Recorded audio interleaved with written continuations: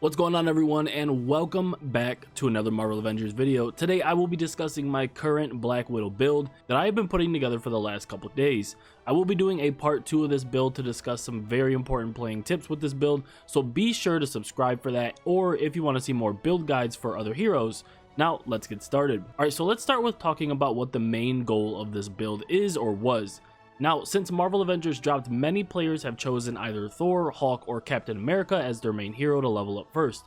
Now, while I can't disagree with their choice, there was something about Black Widow that I found absolutely amazing regarding her combat skills, diversity, and of course the fact that she is packing 3 different gun types. So after I leveled up Kamala Khan, I decided I would go and do a Black Widow build next that focuses primarily on only using her guns and making sure that it does a crap load of damage. With this being said, let me go over some of the numbers I have so far with this current build before I show her skills and gear. So starting with the twin pistols or pistol shot, we have about 17 rounds per clip with 1300 damage per bullet with no headshot and no critical damage, which means we can dish out about 44,000 damage every 7 seconds with no crit and no headshots and no shadow ops overcharge. If Shadow Ops is active, we do about 1800 damage per bullet with no headshot and no crit, which then equals about 61,000 damage every 7 seconds with Shadow Ops overcharge. Now, if you're wondering where I am getting the 7 seconds from, that is how long it takes to empty both clips from the twin pistols. Now, I don't know about you guys, but this is an insane amount of damage to be done consistently and very fast, but gets even better. If we get a headshot, it is a guaranteed 3,255 damage while being overcharged at the same time, dishes out 5,405 damage every single bullet to the head, which adds up very quickly.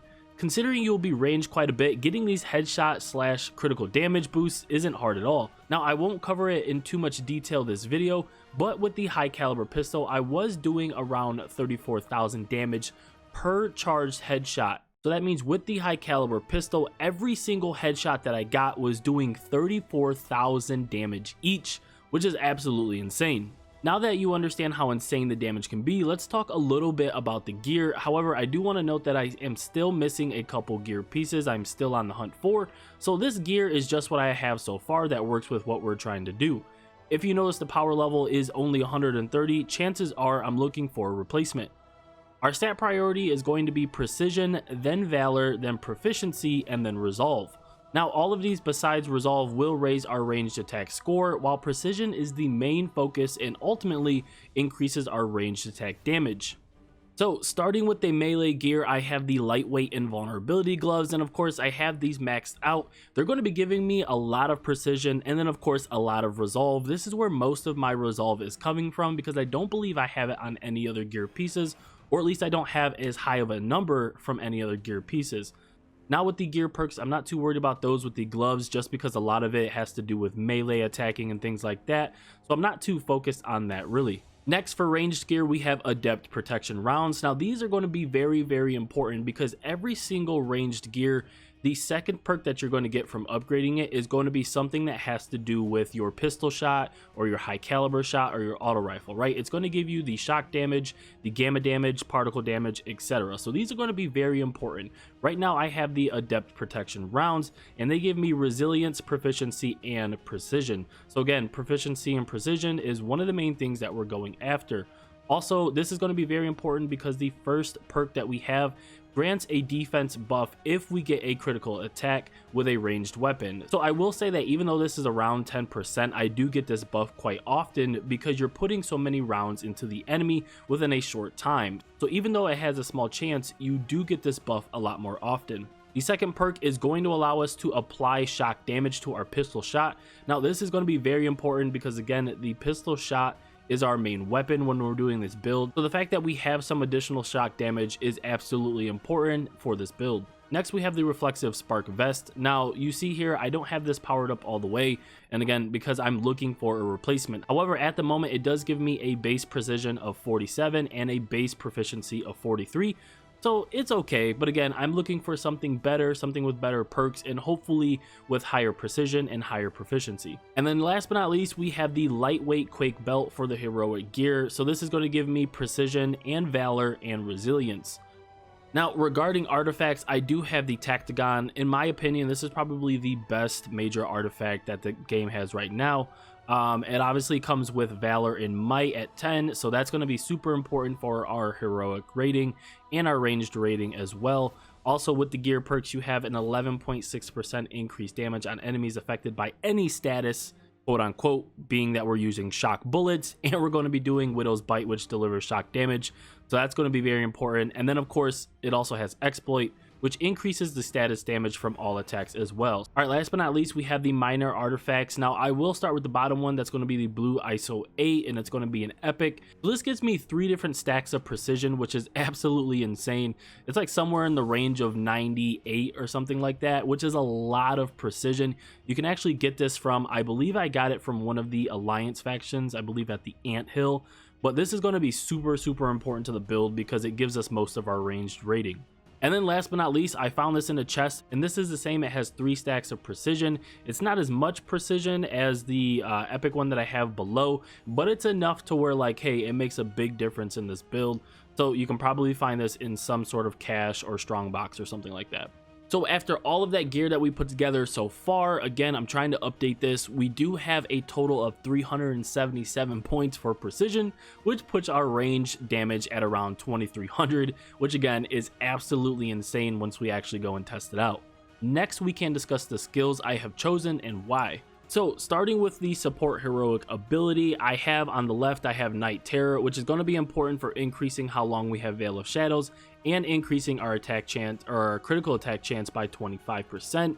After this, I have Mortal Cloak, which is just going to increase the critical attack chance by 30% for any of the teammates that have Veil of Shadows on. Next, moving over to Assault Heroic Ability, I have Taser Dart on the left, so this is going to make sure that instead of exploding, the Widow's Bite actually attaches to the enemy and deals shock damage. This is going to be very important for dealing a lot of damage.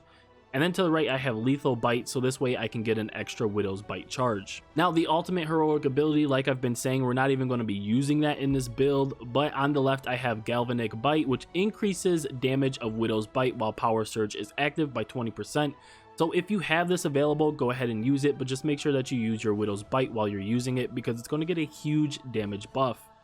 And then on the right, I have increases stun damage while Power Surge is active by 30%. So again, nothing to do with attacking with the staff. It's just going to make sure that I have an increase in stun damage and I have an increase in Widow's Bite damage. Finally, moving over to the mastery, so for intrinsic ability, I have Overcharge Range, which increases my ranged attack damage while overcharged by 10%. And then in the middle, I have Intrinsic Charge, which makes it so that all attacks increase the charge rate of Intrinsic Shadow Ops meter by 15%. You're going to realize that your Shadow Ops meter will fill up very, very fast.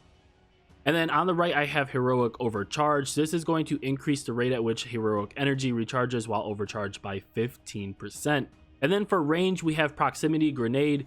So for the proximity grenades, what I am doing is I will lay a proximity grenade down, and then that way if I get charged by anybody, it at least gives me some time to either shoot them or back up and get away and get to a clear spot. Now, I also have Voltaic Grenades, which is going to add shock damage to my grenades. Again, a lot of this build is focused on shock damage. And then, of course, on the right, I have Extended Magazines. So that way we have a total of 6 extra shots for our pistol shot. And of course, we have extra rounds for full auto and high caliber. In invisibility, I have Invisible Range on the left. This is going to increase our range attack damage while invisible by 12%. So let's say we use Veil of Shadows. We have our Shadow Ops meter filled. Now, because we're invisible, we're going to increase our damage even more. Again, guys, this is going to be a huge damage output, and you'll actually see it in the gameplay. It's actually pretty amazing. In the middle, we have Invisible Recharge. So Heroic Energy recharges 15% faster while invisible. So while we're invisible, we're also going to be charging our heroic gauges, and then once those are full, we'll be able to use Widow's Bite on another elite enemy that's close to us, or however you want to do that. So this is going to be very important as well. On the right, I have Critical Damage. So this is going to increase critical damage while invisible by 15%. So again, another damage increase or buff. On the right, for utility, I have Heroic Takedown Mastery. So this is important for making sure that you're always going to be recharging Veil of Shadows. Every time that you perform a takedown on an enemy that gets staggered, you're able to spawn a heroic orb. So this is like I said, it's definitely important for making sure that your heroic gauges are recharged. In the middle, I have Range Damage. This is going to increase the ranged attack damage by 10%. So again, another ranged attack damage buff. And then on the right, I have melee charge. There's not many options on this right side. Alright everyone, so that is my go-to Black Widow build right now that is absolutely insane and dishing out tons of damage on difficult missions. As I stated before, I am breaking this guide into 2 videos because there are some important tips for playing with a similar build that are absolutely essential, but again, I didn't want to make this video very long. Just be aware that I have cleared the last Avengers standing mission a couple of times already with this build on challenge difficult 3 without dying or even coming close to doing so, so it's definitely a good and fun build. Now, if you haven't touched Black Widow yet, I have a couple other videos on my playlist on how to level up quickly and farm legendary gear, which can be used for power leveling as well, so check those out. If you found this video helpful or are excited for the DLC coming soon, leave a like and subscribe for more guides. Thanks everyone, and I'll see you guys in part 2. Peace.